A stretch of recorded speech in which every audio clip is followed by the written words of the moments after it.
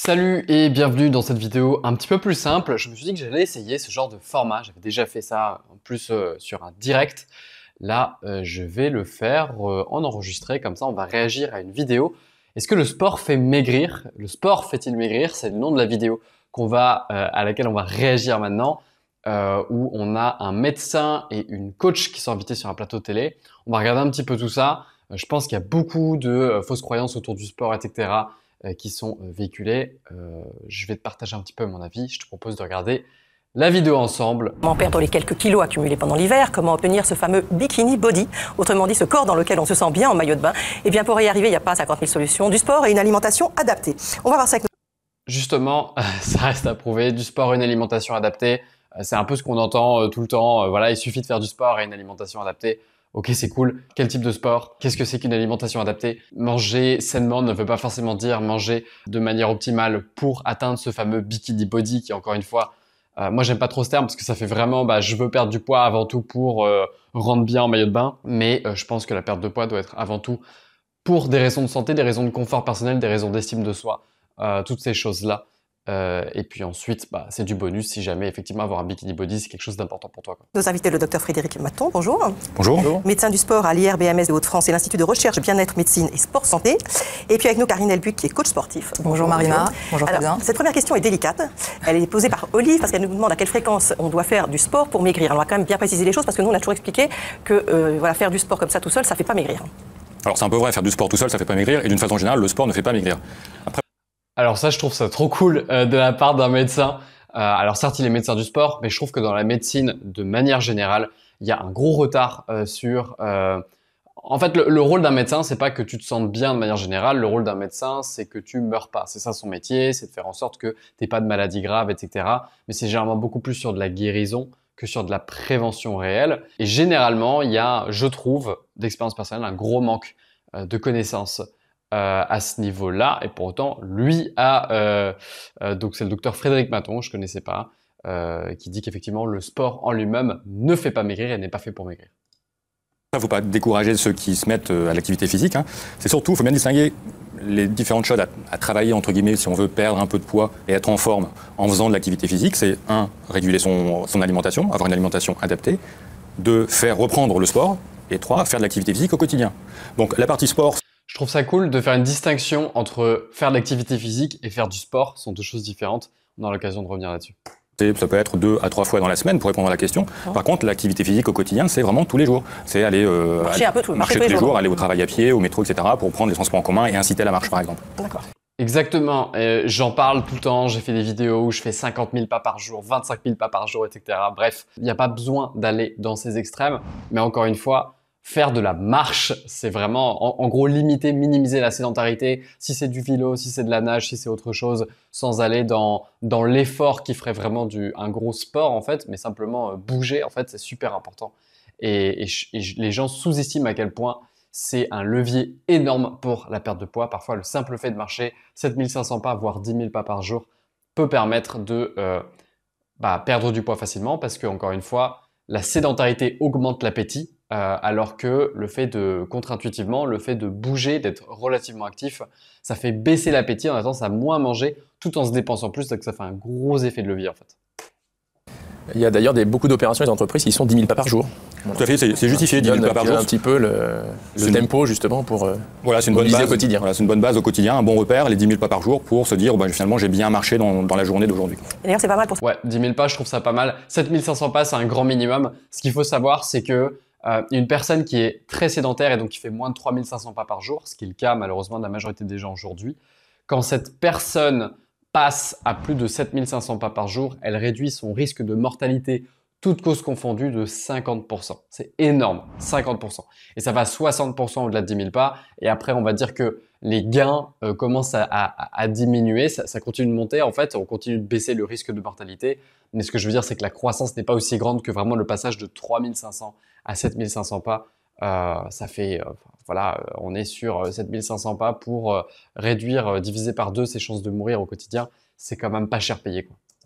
Ça, les applis sur les téléphones, simplement pour se rendre compte, parce qu'il y en a maintenant sur beaucoup de téléphones, simplement pour se rendre compte de ce que ça fait 10 000 pas par jour, parce qu'on ne mesure pas toujours, c'est quand même pas mal de déplacements, malgré tout. Ces applis sont très utiles, c'est vrai. Par contre, il ne faut pas tomber dans l'erreur de dire aujourd'hui j'ai fait 20 000, donc demain je peux ne rien faire. Voilà.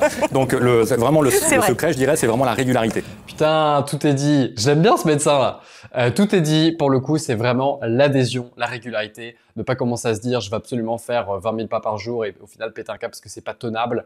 Pensez vraiment un minimum chaque jour. Si aujourd'hui tu peux faire que 3 000 pas, c'est 3 000 pas. Demain tu feras 4 000 ou la semaine d'après tu commenceras à essayer de monter ta moyenne à 4 000, puis 5 000, puis 6 000.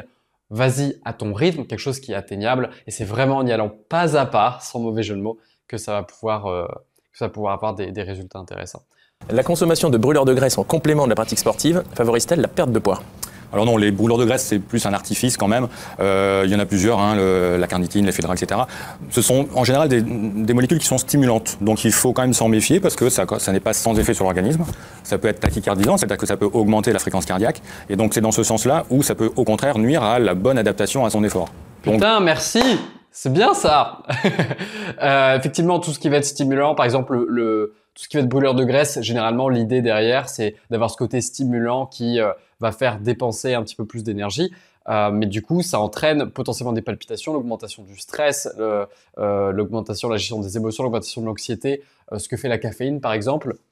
Ce qu'il faut savoir, c'est que le plus gros cocktail, le cocktail le plus puissant de brûleur de graisse qui a jamais été réalisé, c'est un mélange de caféine et d'éphédrine. Donc l'éphédrine, vous en trouverez pas t'en trouveras pas en magasin ou en pharmacie parce que tout simplement c'est illégal dans quasi la totalité de la planète, tout simplement parce que c'est un ingrédient de la méthamphétamine. Bref, on en trouve en hôpital, c'est utilisé dans la médecine, mais ça s'arrête là.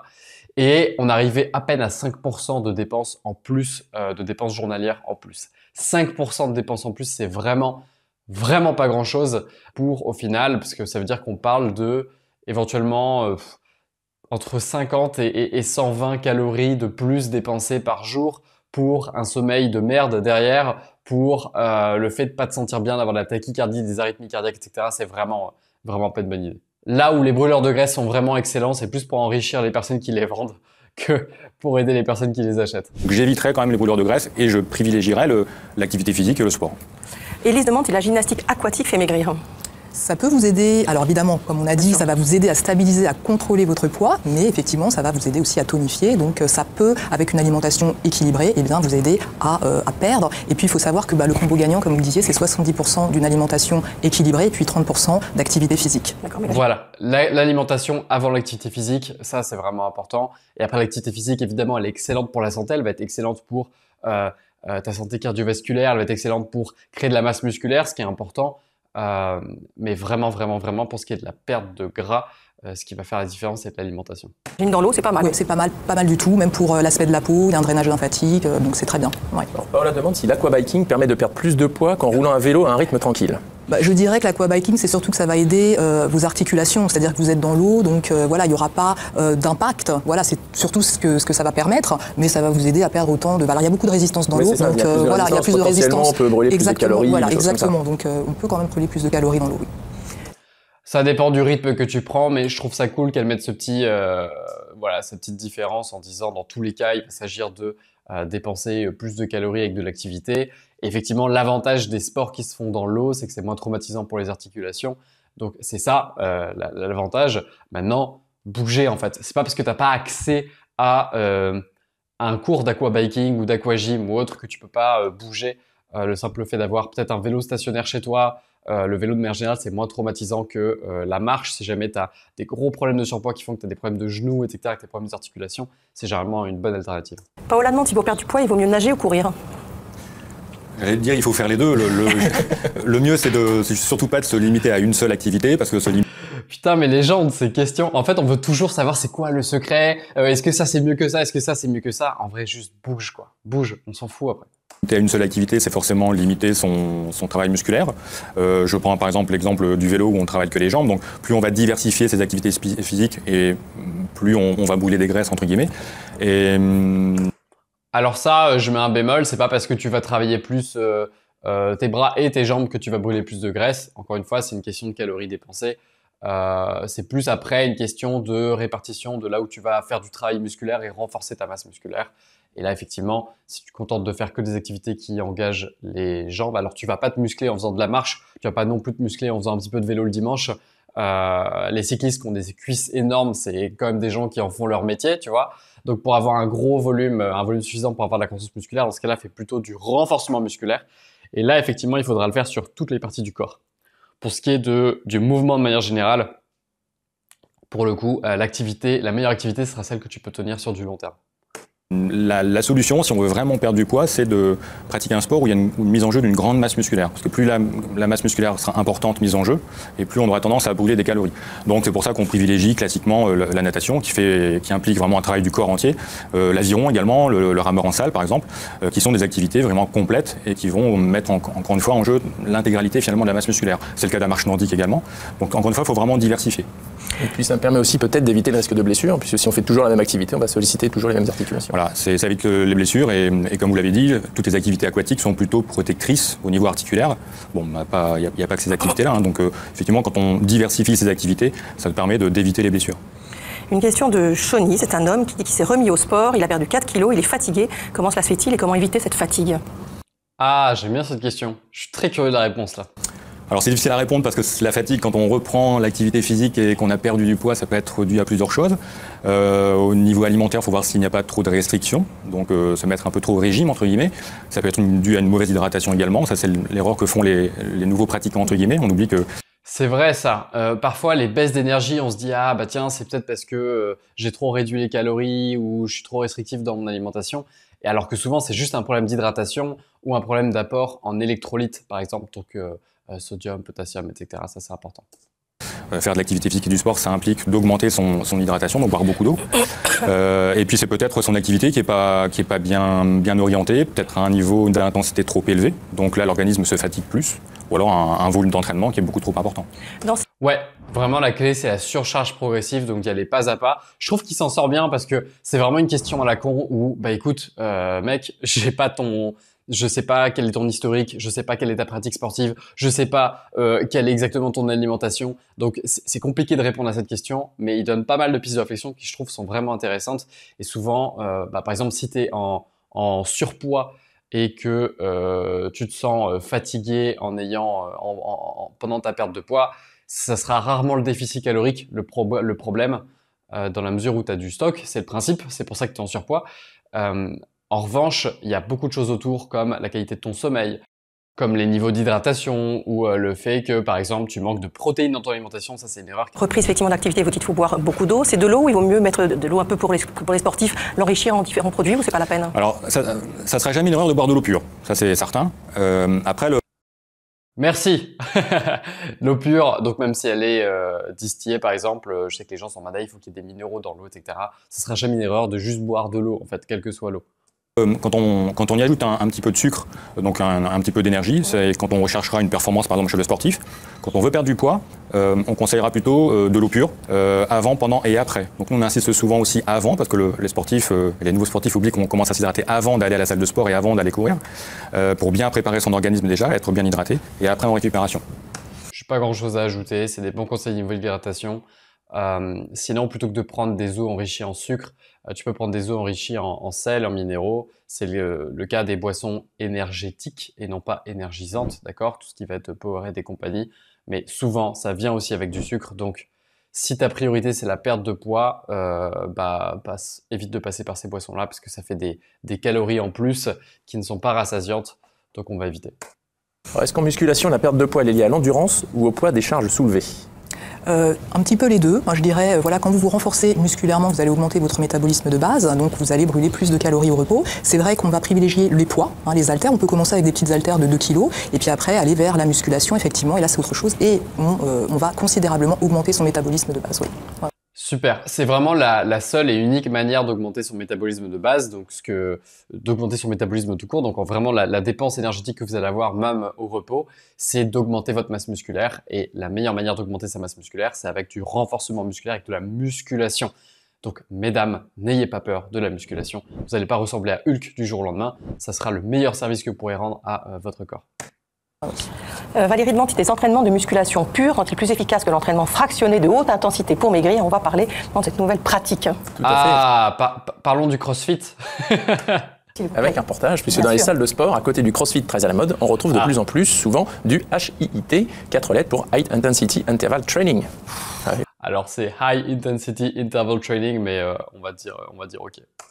Je sais bien, je suis très fort en anglais. Traduction quand même, entraînement fractionné de haute intensité. C'est une activité sportive réputée très efficace pour perdre du poids. Analyse plateau, Mathieu Cressio et Nathalie Vincenti ont assisté à une séance. Accrochez-vous, c'est assez sportif. Allez, on se met en place. 5, 4. R2 Paris, ouais, c'est une salle qui est assez connue à Paris et c'est un box de CrossFit qui est très cher, mais il paraît qu'il est très bien. Voilà. Moi, je suis pas un grand fan de CrossFit, mais bon, voilà. 3, 2, 1. Et top, c'est parti. Ça, c'est parfait. C'est bien, Paris, nickel l'intensité. Bien qu'ici on les surnomme athlètes, ce ne sont pas tous des sportifs de haut niveau, contrairement aux apparences. Super. Ces sportifs pratiquent le HIIT, c'est-à-dire un entraînement fractionné de haute intensité. Top, récup, super, c'est bien, hein. C'est très très bien. Le HIIT, par définition, c'est du travail à haute intensité, ok. Ça va être de combiner plusieurs intervalles de travail et de repos, et sur des mouvements qu'on veut fonctionnels. On va faire du running, on va sauter pour travailler la pliométrie, et on va faire un petit peu de battle drop pour augmenter son renforcement musculaire. Si c'est Alors, des mouvements qu'on veut fonctionnels, ouais, c'est aussi ce qui me dérange un peu avec le CrossFit. Tout est un peu mouvement fonctionnel en soi, tous les mouvements ont une fonction. Je sais pas ce que ça veut dire mouvement fonctionnel. Ce qui me dérange en fait avec le CrossFit, et je pense que je vais passer après cette partie-là parce que sinon on va être juste concentré sur une séance de CrossFit, c'est pas forcément très intéressant. Ce qui fait que le CrossFit, ça a eu beaucoup de succès, c'est vraiment ce côté communautaire et t'as vraiment ce côté intéressant où quand on ajoute du cardio, on a cette sensation de ah ça y est, je suis lessivé, je me suis bien dépensé. Et parfois après une grosse journée de travail, on a envie d'avoir une grosse séance comme ça et ça fait du bien. Et ça, je peux le comprendre. Le problème, c'est que, qu'on le veuille ou non, ça sera pas la manière optimale de construire de la masse musculaire parce qu'il y a un gros mélange des stimuli entre l'endurance et la force et la musculation, l'hypertrophie. Et donc, ce qui fait que c'est pas quand on est débutant, on va avoir des résultats, mais au bout d'un moment, on va vite arriver à un potentiel plateau. En tout cas, c'est pas optimal. Et surtout, le problème du HIIT de manière générale et du fractionné de manière générale, c'est pas magique. Vous n'allez pas avoir le gros afterburn effect qui fait que vous allez continuer à brûler des calories après avoir fait votre séance. Ça, c'est vraiment minime et on s'en fout un peu. C'est vraiment que ça demande énormément de récupération en fait. Et vous n'allez pas brûler tant de calories que ça pendant l'entraînement. En revanche, vous allez avoir envie de manger davantage quand vous allez en sortir. Les gens vont avoir tendance, de manière générale dans les études, ont tendance à manger plus après un gros entraînement intensif en cardio, par exemple. Donc, faut faire un petit peu attention à ça. Et surtout, ça vous demande beaucoup de récupération. Donc, le lendemain, vous êtes potentiellement lessivé et ça vous fait essayer d'adhérer à un rythme qui est juste pas forcément tenable sur du long terme. Surtout si votre alimentation n'est pas optimale, surtout si votre sommeil n'est pas optimal derrière. Bref.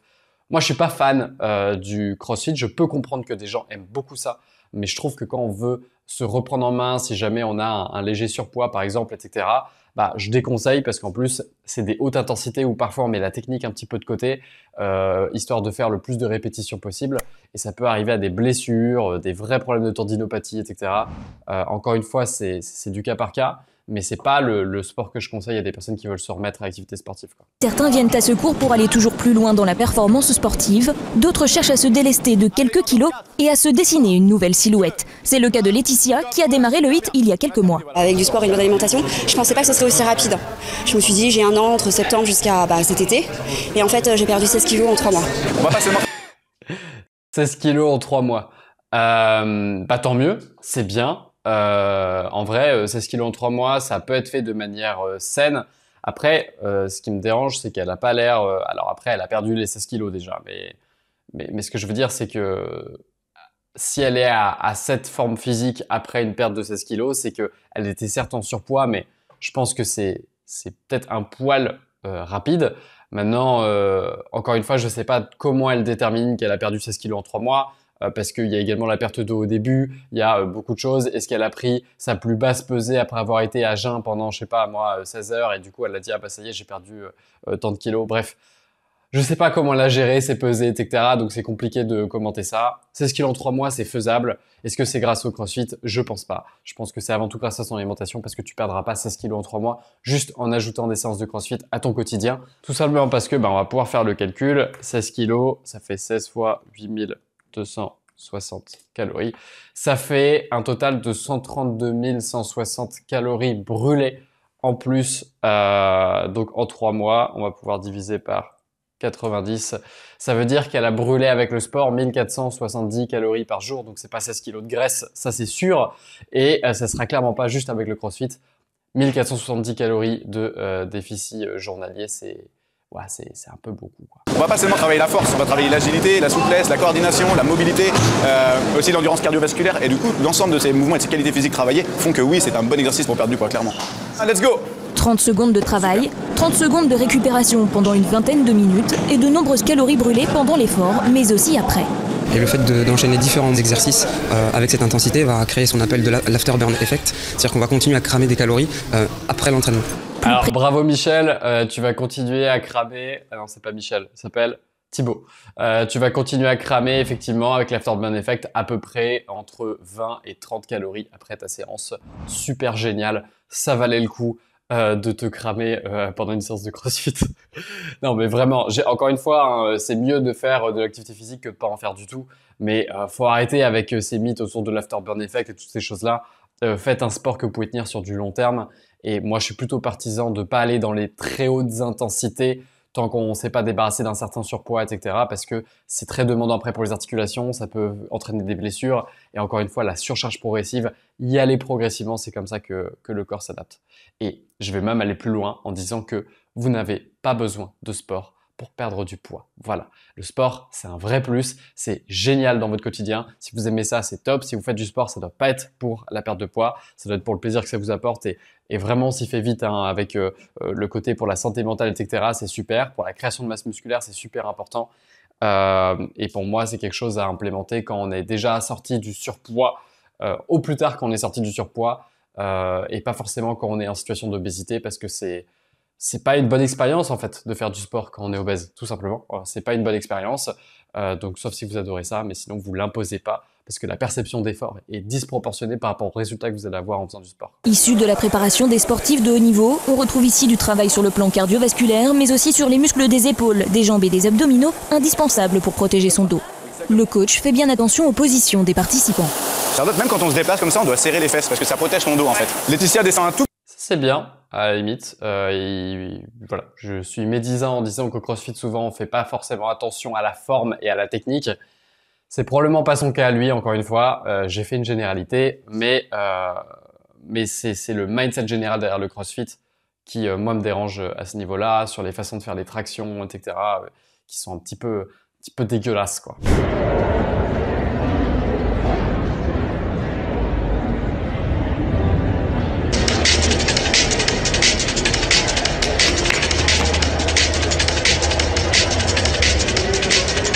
Tiens, on va regarder ça. C'est quoi le taux de blessure? Ah bah voilà, le premier résultat. Taux de blessure CrossFit et taux de blessure musculation. Taux de blessure en CrossFit évolue entre 0,2 et 18,9 pour 1000 heures. Ce qui est comparable aux autres sports de développement de force tels que l'haltérophilie. Ok. Taux de blessure en musculation.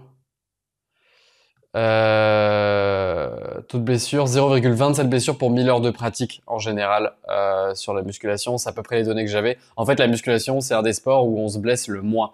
Ça va jusqu'à 18,9 pour 1000 heures sur le CrossFit. Donc, c'est potentiellement un petit peu beaucoup plus. Maintenant, encore une fois, c'est mieux de faire un sport que de ne pas en faire du tout. Je voulais juste quand même te montrer la différence entre les deux. C'est quand même c'est sportif ça, hein, c'est tonique. C'est tonique, effectivement. D'accord, donc on vérifie qu'on a un cœur en pleine forme avant de faire ce genre d'activité. Alors le mieux, c'est effectivement d'avoir une visite de non-contre-indication, entre guillemets, donc d'avoir son médecin, c'est possible un médecin du sport, qui connaît bien les particularités de chaque discipline et les contre-indications éventuelles, pour pouvoir effectivement avoir le feu vert, notamment cardio-respiratoire, sur ce type d'activité qui travaille. C'est bien parce qu'elle n'oriente pas du tout sa réponse. Docteur, c'est bien de faire de pas avoir de contre-indication et d'avoir un cœur en bonne santé, hein. En général, elle a des hautes fréquences cardiaques. D'accord. Karine, c'est à vous. Eh bien, c'est à moi. Donc, la théorie, c'est bien, mais la pratique, c'est encore mieux. Donc, après le HIIT... Là, ils vont partir sur une séance de sport improvisée que je vais vous épargner. Alors ça, c'est une erreur qu'on voit fréquemment. Supprimer les féculents de son alimentation quand on fait du sport pour perdre du poids. Intéressant, ça. Alors ça, c'est une erreur qu'on voit fréquemment, nous, dans le suivi de nos patients, c'est qu'on a tendance à supprimer complètement les féculents, sous prétexte que ce sont les féculents qui apportent de l'énergie. Donc si je veux perdre du poids, à ce moment-là, je diminue mes apports en énergie. Donc je supprime les féculents. Et c'est vraiment une bêtise, parce que du coup, c'est certain que vous allez perdre beaucoup de poids, très rapidement, mais le problème, c'est que vous allez être aussi très fatigué. Donc que l'on diminue... Alors, à contrebalancer et nuancer... Déjà, je trouve que supprimer les féculents sur l'alimentation, c'est vraiment une question qui est déjà de base orientée en mode soit tu manges des féculents, soit tu les supprimes. Mec, il y a un entre-deux en fait. Il y a un entre-deux où potentiellement tu ne prends pas des féculents à chaque repas parce que tu es sédentaire. Effectivement, si tu fais une grosse activité sportive, ça peut être intéressant d'avoir des féculents. Moi, j'ai un conseil en général, c'est de remplacer la majorité des féculents par les pommes de terre qui sont beaucoup plus rassasiantes ou les patates douces et autres alternatives comme ça autour de cette famille-là. Mais voilà, on n'est pas obligé de supprimer des féculents sur l'alimentation. Maintenant, si tu es sédentaire, t'as pas besoin de féculents dans ton alimentation. C'est mon avis. Diminue la part des féculents, parce qu'en général, il y a certaines personnes qui mangent peut-être un peu trop de féculents. Et pas de mettre de graisse dedans. Voilà, après il y a le mode de cuisson, cuisson al dente pour les pâtes, etc. Donc qu'on diminue la quantité, qu'on améliore le mode de cuisson, d'accord, qu'on les supprime complètement, là je suis pas d'accord. D'accord. Encore une fois, ça dépend.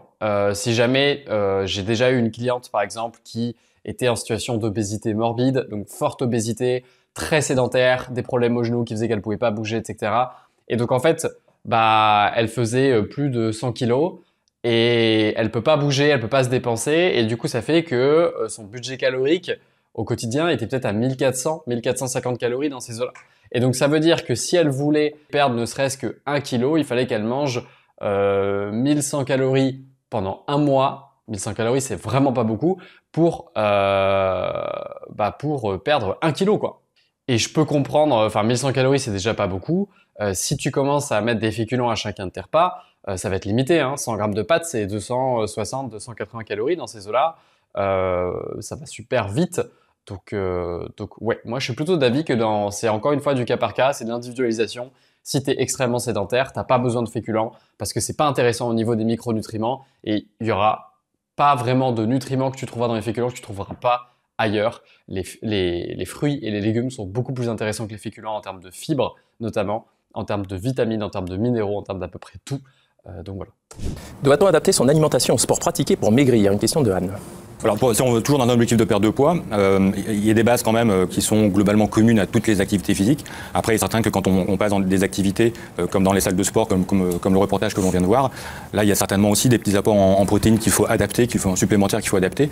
Donc, d'où l'intérêt aussi de consulter des diététiciens nutritionnistes qui vont spécialiser dans le milieu du sport, qui vont vraiment conseiller une alimentation adaptée à la pratique. Ah, ils se dédouanent quand même pas mal en mode je veux pas trop m'aventurer sur ce terrain-là. Effectivement, oui, ça peut s'adapter. De manière générale, quand on a un objectif de transformation physique, moi je conseille entre 1,6 et 1,8 g par kilo de poids de corps de protéines. Et si jamais vous êtes en situation de surpoids ou d'obésité, si tu es dans cette situation-là, ça risque de faire beaucoup de protéines, 1,6 g par kilo de poids de corps. Dans ces cas-là, tu peux prendre 2,3 g par kilo de masse maigre, d'accord? Comment faire? Il suffit de savoir ton taux de masse grasse, d'accord? Et de retirer ce taux de masse grasse de ton poids. Donc si par exemple tu es à 25, si tu es une femme, ça serait plus 35% de masse grasse si tu es en situation d'obésité. Tu retires 35% de ton poids, tu auras ta masse maigre et tu multiplies par 1,6, ça donne ton taux de protéines. Maintenant tu me diras comment savoir ton taux de masse grasse? Il te suffit de télécharger mon calculateur, je t'ai fait un formulaire, tu as juste à le remplir avec un taux de mesure et tout. Je t'avais déjà fait un tuto que je te fais apparaître juste là au-dessus du coup. Et je vais également te mettre dans les ressources un calculateur que tu peux remplir. Bref, toutes les astuces dont tu as besoin pour connaître ton taux de masse grasse. Il paraît que faire du sport, ça va pas que ce que vous disiez tout à l'heure, sans boire est plus efficace pour maigrir. Est-ce vrai? Alors non, c'est faux. Au contraire, faire Bon, ça va, il me rassure. du sport sans boire, c'est la meilleure façon d'avoir une désadaptation à l'effort, donc de ne pas adapter son corps à l'effort donné. D'être fatigué, il ne faut pas oublier que c'est la première cause de fatigue, qu'on soit sportif ou pas, c'est une déshydratation. Donc il faut au contraire bien boire, et il ne faut pas oublier que si on veut brûler des graisses corporelles, ça nécessite aussi d'éliminer des déchets, donc du coup il faut encore plus hydrater son organisme en fait. Ça permet aussi de limiter le risque de blessure de boire. Tout à fait. En plus. C'est encore une question. Ouais, clairement, en fait c'est une fausse... C'est une idée préconçue. Alors c'est encore Shoni, tiens, qui pose la question. C'est le même qui disait « Salut, j'ai perdu 4 kilos, je suis fatigué, qu'est-ce que je peux faire ?» En fait, encore une fois, c'est une idée préconçue de par le fait qu'effectivement, si tu fais du sport sans boire, tu vas monter sur la balance après et tu vas être beaucoup plus léger. Bah, tu as juste perdu de l'eau en fait. Il faut savoir qu'à chaque fois que je prends une gorgée d'eau, je prends entre 50 et 100 grammes. Voilà. Donc ça veut pas dire que tu as perdu ou que tu as pris du gras. Question de Choni, celui qui a perdu 4 kilos en s'étant mis au sport et qui est fatigué, il demande si faire du sport à jeun, c'est plus efficace pour maigrir. J'adore. Choni, il enchaîne. Hein. Choni, il enchaîne. La présentation, elle fait ouais, tu sais, c'est celui qui a perdu 4 kilos et qui est fatigué. T'es fatigué, Choni. Est-ce que faire du sport à jeun est plus efficace pour maigrir? Alors, ça n'a pas montré son efficacité par rapport à, toujours dans un objectif de perte de poids. Au contraire, alors ça amène beaucoup d'inconvénients parce que faire du sport à jeun, alors après, ça dépend de quelle discipline. Il ne faut pas faire des activités comme on vient de voir. Hein, ça ne peut être que des activités d'endurance. Après, globalement, pour perdre réellement du poids, quand on fait de la course à pied, quand on fait un exercice d'endurance, on commence à brûler des graisses entre 20 et 30 minutes. Donc, courir à jeun, ça nécessiterait de faire un grand footing à jeun au lever du lit. Donc, déjà, c'est pas forcément agréable. Donc, on a un risque de malaise quand même. Et puis, on a un Déjà, ça, c'est pas vrai. Tu brûles pas des graisses au bout de seulement 20 à 30 minutes. Il faut vraiment comprendre que brûler des graisses, brûler de la graisse, d'accord, en tant que substrat énergétique et perdre du gras, c'est pas la même chose, d'accord? À la fin, ce qui va compter, ce sont les calories. Tu peux courir que 20 minutes et de toute façon, les calories que tu vas dépenser dans cette course à pied, ça va être des calories qui vont faire une balance énergétique, qui vont contribuer à ta balance énergétique, qui vont faire que tu vas perdre du gras ou non. Le corps se régule de lui-même, que tu brûles des glucides, que tu brûles des sucres, que tu brûles du gras, que tu brûles autre chose. En général, c'est de toute façon un des deux. De toute façon, le corps va savoir s'auto-réguler, remplir ses réserves de glycogène à partir de tes réserves. Il peut le faire à partir du gras, il peut faire à partir de... Bref, le corps peut vraiment très bien moduler comme il veut. C'est la balance énergétique qui va faire foi à la fin. Donc non, tu brûles pas... Voilà, tu vas pas perdre du gras seulement si tu fais que 20 à 30 minutes minimum de course à pied, quoi. Ou à partir de 20 ou 30 minutes.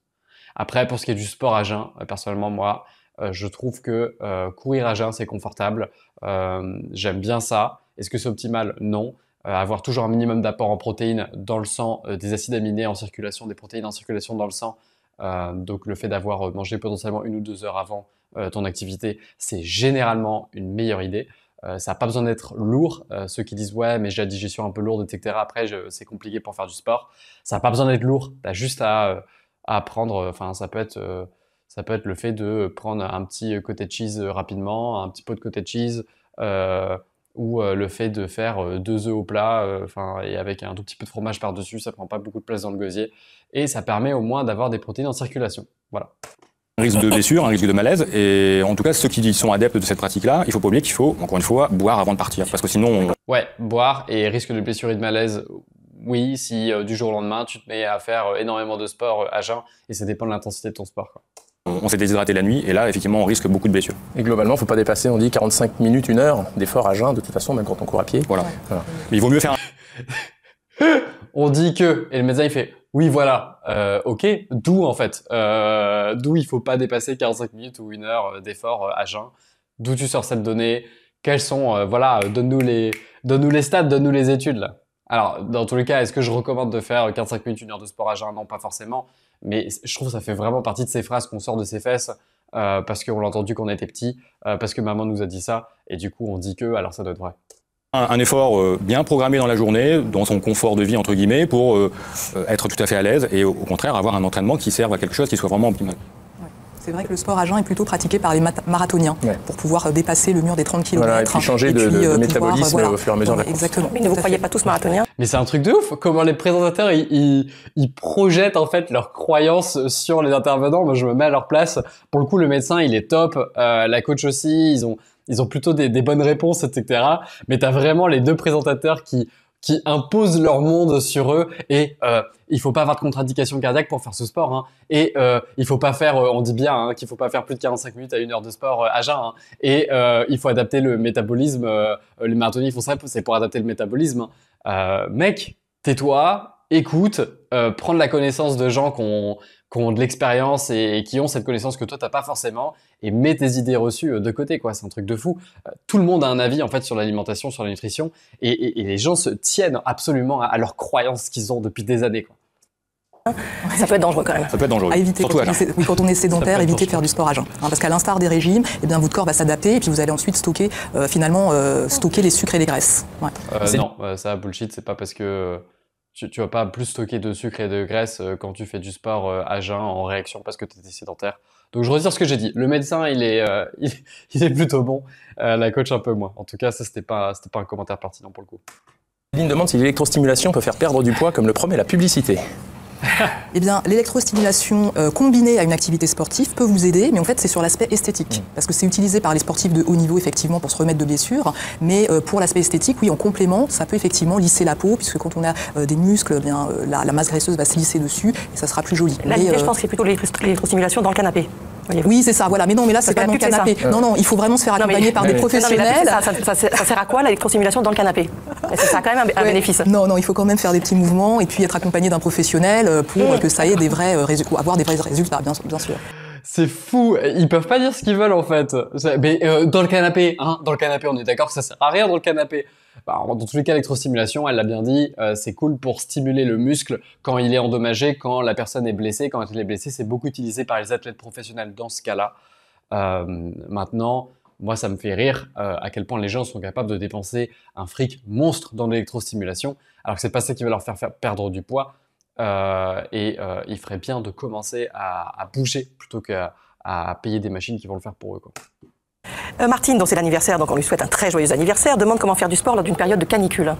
Qui dit canicule aussi, en général, dit pollution, donc éviter, selon les recommandations des autorités, donc les tranches horaires où il y a vraiment beaucoup de pollution, où il y a des fortes températures, donc plutôt le matin ou le soir. Encore une fois, je dirais, c'est un peu leitmotiv, mais vraiment la grande précaution, ça sera de bien s'hydrater, quoi. Donc ça sera vraiment la grande précaution à prendre. On n'a pas forcément besoin de beaucoup d'énergie quand il fait vraiment très chaud, mais c'est surtout des besoins en eau qui peuvent être considérables. Le pauvre, il est fatigué des questions qu'il lui donne, c'est vraiment des questions génériques. Comme s'il pouvait faire une réponse universelle qu'elle est bonne pour tout le monde, quoi. Le pauvre. Si cardiaque, on va pas faire du sport pendant la grande chaleur. Hein. Voilà, et si on est cardiaque, on va pas faire du sport en grande chaleur, hein, quand même, hein, docteur. Bon, effectivement, selon les pathologies sous-jacentes, il vaut mieux éviter de faire du sport quand on est cardiaque, quand on a des insuffisances respiratoires ou c'est pas la peine. Tout à fait. Plutôt y aller le matin très tôt et plutôt le soir, en fin de journée. Pour augmenter son hydratation, puisqu'on a une augmentation des besoins, augmentation des pertes. Le muscle pesant plus lourd que la graisse, faire du sport n'entraîne-t-il pas forcément une prise de poids? C'est une question de Christophe. Alors si, ça entraîne un petit peu de poids. Alors on le voit d'ailleurs chez les personnes qui sont obèses et qui se remettent à l'activité physique. Donc il faut savoir que quand on se remet à l'activité physique en étant obèse, on perd de la graisse, c'est certain, mais on perd aussi du muscle. Donc c'est pour ça que, encore une fois, il faut diversifier les pratiques et il ne faut surtout pas faire que des activités d'endurance. Il faut faire du renforcement musculaire, d'où les activités à haute intensité. Il faut vraiment marier les deux types d'activités. Exercices à haute intensité qui vont renforcer les muscles et les activités d'endurance qui vont avoir tendance à brûler les graisses. Très schématiquement, c'est ça. Effectivement, au bout d'un moment, les personnes, quand elles se remettent à prendre de la masse musculaire, reprennent un peu de poids. Ou alors, la courbe du poids finit par se stabiliser parce qu'on perd de la graisse, mais on prend du muscle. Mais finalement, après, c'est ce que recherchent aussi les gens. Ils se sentent mieux aussi dans la vie de tous les jours puisque la silhouette s'améliore, etc., la tenue, etc., la posture. Donc il y a d'autres bénéfices en termes de qualité de vie et de bien-être. Putain, respect, hein. Franchement, les questions, elles sont horribles. Les présentateurs lui mettent énormément de pression pour imposer leurs croyances, etc. sur lui. Et lui, il est quand même assez fluide et tout, il répond bien. Effectivement, faut pas confondre perte de poids et perte de graisse ou prise de poids et prise de graisse. C'est pas le poids sur la balance. On fait tous, en fait, tout le monde fait une fixette dessus. Mes clientes ont tendance à faire une fixette dessus au début. Et c'est vraiment tout un exercice d'éducation arrête de regarder le poids. On va regarder ton taux de masse grasse, on va regarder tout ça. Et c'est ça qui ont changé la composition corporelle. Ce que tu veux, c'est avoir un minimum de graisse, un maximum de muscles. Et c'est comme ça que tu vas avoir une silhouette qui te plaît et une bonne santé, en fait. Merci beaucoup à tous les deux. On tiendra tous ces exercices à faire 4 minutes tous les matins. Bon, c'est la fin du coup de cette vidéo et de cette intervention. Très honnêtement, moi j'étais agréablement surpris en vrai par la qualité des réponses du médecin. Je trouve que c'était pas une position facile. Les présentateurs sont horribles à vraiment projeter leurs croyances et vraiment, voilà, on est encore une fois, il y a aucun jugement là-dessus, mais on est sur une présentatrice qui elle est en surpoids et potentiellement peut avoir pas mal de changements à faire dans son hygiène de vie pour être en meilleure santé à ce niveau-là. Et en fait, on voit cette attitude de je remets pas en question mes croyances en fait. Et on sent qu'elle est assez peu réceptive aux réponses des personnes qui sont sur les plateaux. Et en revanche, elle impose sa vision et ses croyances sur les personnes qui sont sur le plateau. Vraiment, Si jamais vous êtes dans une situation de potentiel surpoids, etc. et que vous voulez avoir des changements durables là-dessus, écoutez les personnes qui peuvent vous accompagner, écoutez les personnes qui ont peut-être cette connaissance et qui peuvent vous aider et essayez d'accepter que vous avez potentiellement fait des choses pas forcément de la bonne manière. Encore une fois, c'est pas de votre faute, mais vous avez le pouvoir de pouvoir faire ces changements et ça vaut le coup de potentiellement se remettre un petit peu en question. Voilà, c'était le mot de la fin. Encore une fois, si tu veux calculer ton taux de masse grasse, je te remets un petit lien au-dessus, je t'ai mis un lien en description si tu veux aller regarder ça. J'espère que ce format t'a plu, un peu plus chill. On verra comment va se débrouiller le monteur avec tout ça. Sur ce, je te dis à très vite pour des prochaines vidéos. D'ici là, prends soin de toi, ton corps te remerciera. Salut!